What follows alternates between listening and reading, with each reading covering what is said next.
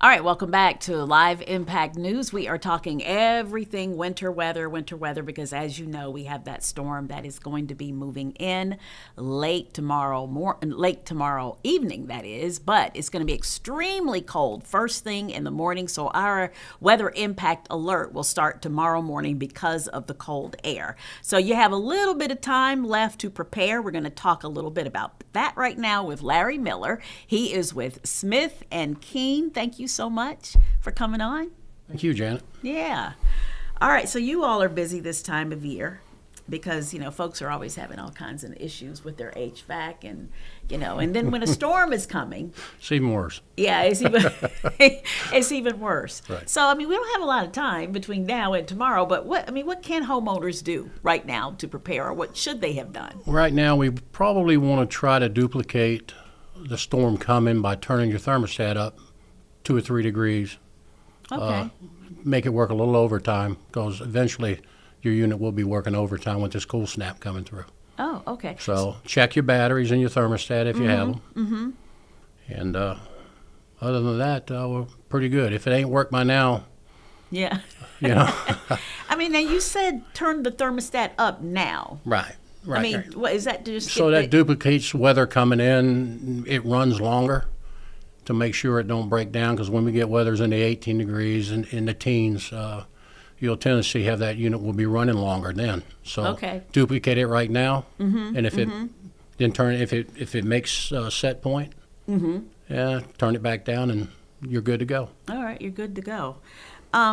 What about the thermostat setting? We have kind of arguments about that here at the station. It feels pretty cold in here.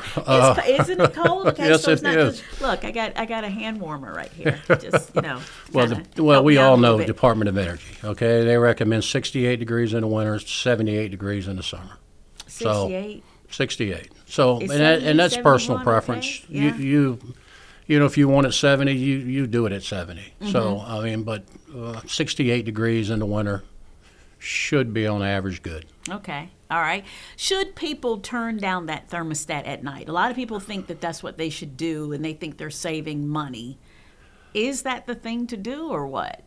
If they feel comfortable at that some people can't sleep in temperatures above 66 degrees. Be honest with you. I see people that shut it down at 62, but if you have a super cold snap coming through, that unit's going to work overtime trying to catch back up. So kind of leave it, if you want to leave it on 68, I recommend sleep at 68. Okay. Okay, if you want to leave it on 66, you're comfortable sleeping, we'll leave it like that all day then. Okay. If you're sleeping, you can throw a blanket on if you're home. Mm-hmm. So.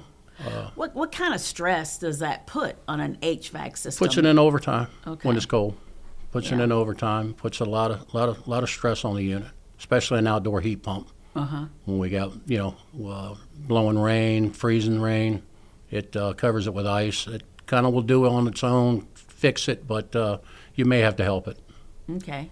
Is there anything that you should look out for, like to know that your system might be heading towards a kaput, like any sounds, what? Well, we have the ugliest contest going on right now, actually. Oh, the ugliest contest going on. I don't have anything to do with that. But if you set it on 72 and it's not reaching 72, if it's not reaching set point. Oh, okay. Okay, if in cutoff, I would say give us a call or give your contractor a call. I have two systems, and the one upstairs, when we turn it on, you hear kind of a rumbling a little bit, and I always wonder, okay, what's going on? Is this thing about to break down? That's pretty normal. It's pretty okay. normal. Yeah, it's that's pretty normal. And we hear sounds all the time. It's just part of the equipment now. Okay. Now, what about things that you can do, not related to your heat, but to kind of keep the cold air out? Things like they talk about putting like something along the crack of your door and things like that. Do you recommend that people? Oh, absolutely. Yeah. If you have if your garage is not insulated, your garage door is not insulated, that always helps. Sealing around windows, any infiltration from the outside air, it's going to come into the house. So we always recommend, taking care of that. Okay. Well, power may go out with this storm because of the ice and power outages. And I mean, gosh, this is the last time you would want your power. I was here in '95 when we had the ice storm. Yeah. So okay. It was so you really remember bad. that. I do. And so some people have generators, but Yep. then you have problems sometimes with generators, and That's they right. don't know how to operate them properly. You don't want a tragedy to happen. Please explain, how do you operate that generator? Well, What should you there's do? two types of generators. There's a Okay. whole house generator that automatically does it for you. Okay. Okay, and then you have your portable that you got to put gas in, drag it outside, hook it back up. Make sure you fill it up with gas, and please put it outside. Don't leave it in your garage. Don't leave it. Okay, that's not good. Start it up, and hopefully all this has already been done before the storm got here.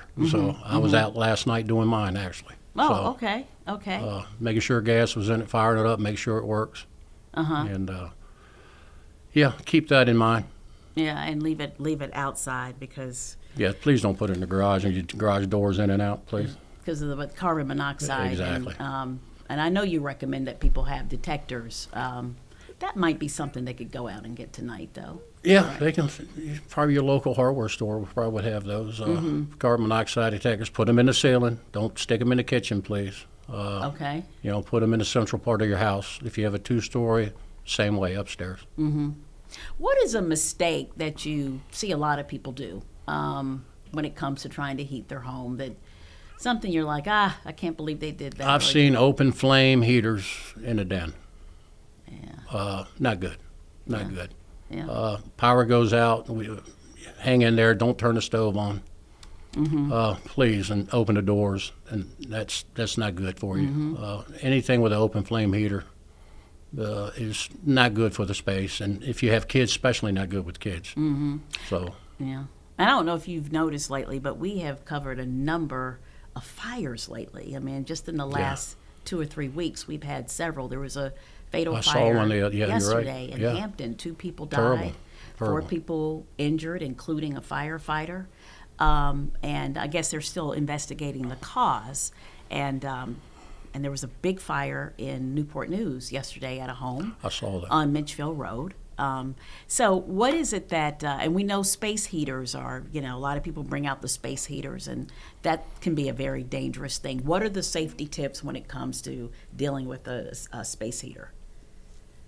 Well, electric space heaters are fine as long as they got a tip-over device. Okay, If they right. fall over, okay, it'll automatically cut off. Other items are, stoves. Make sure your smoke detectors and carbon dioxide detectors all got batteries. Make sure the batteries are up to date. We all know that. Every year you should be doing that. Okay.